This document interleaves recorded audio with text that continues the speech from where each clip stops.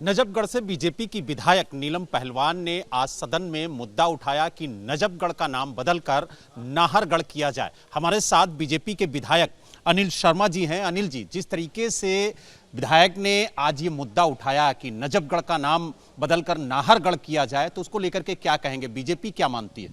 BJP इसको सही मानती है और मुझे लगता है कि आज जो मुद्दा नीलम बहन ने उठाया है इसको करना चाहिए। मैं भी कल अपने खुद मेरी कॉन्स्टिट्यूंसी में एक गांव का नाम मोहम्मदपुर आता है जिसको हमने कॉरपोरेशन से माधवपुरम ऑलरेडी करा दिया है।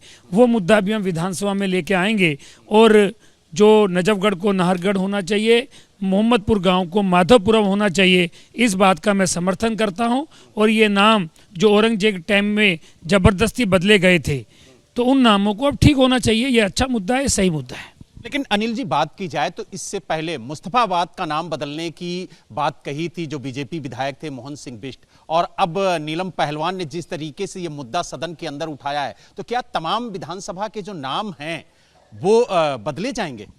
तमाम विधानसभाओं के नाम बदलने की मुझे लगता है कि जरूरत नहीं है, पर जो नाम जहां पर सही बैठते नहीं हैं, जो वहां पर सही नहीं है चीज़ें, आज मोहम्मदपुर गांव की मैं बात करूं जिसकी मेरी जो डायरेक्ट कॉन्स्टिट्यूंसी है, जिसका मैं जिक्र आपके सामने कर रहा हूं, अगर वो मोहम्मदपुर गांव की आप जाके देखेंगे तो वहाँ ऐसा कुछ है ही नहीं कि जो मोहम्मदपुर गांव नाम रखा जाए।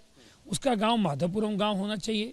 वहाँ की जो पॉपुलेशन है, जो वहाँ का सारा माहौल है, वो इस हिसाब का है कि उसके गाँव की संरचना ये होनी चाहिए। विधायक को अपने क्षेत्र का पता है।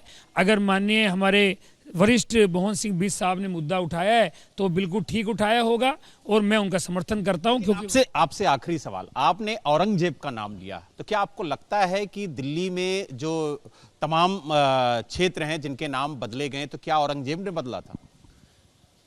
उस टाइम में जितनी चीजें हुई हैं वो किसी से छुपी हुई नहीं है। जबरदस्ती जितनी चीजें उस टाइम में की गई, खासकर हिंदुओं के खिलाफ, उनके खिलाफ अत्याचार, इवन भगवान श्री राम का मंदिर जो आज बन के तैयार हो गया, हम धन्यवाद करना चाहते हैं माननीय नरेंद्र मोदी जी का, सुप्रीम कोर्ट का, जो आज राम मंदिर बन के तैयार हो गया। हम सब जानते हैं कि भगवान श्री राम का मंदिर कैसे तोड़ा गया था, किस तरीके से उसकी घटना घटित हुई थी, ये किसी से छुपा नहीं है। ऐसे ही बहुत सारी चीज़ें उस टाइम के अंदर, यानी बीजेपी ये कहना चाहती है कि मुगलों के शासन में जो नाम बदले गए उन्हें पुनः उन्हीं नामों पर रखा जाए जो पहले थे। पुनः उन नामों पर जो पहले से नाम प्रचलित थे, जो पुराने नाम थे, उन नामों में अगर मैं माननीय योगी जी ने जैसे इलाहाबाद का नाम प्रयागराज रखा, ऐसे ही बहुत सी जगह का नाम जो वहाँ पर पुरानी चीज़ों में था, अगर पुरानी चीज़ों में कोई नाम है तो उनको नाम रखने में मुझे लगता नहीं है किसी को भी ऐतराज़ होना चाहिए।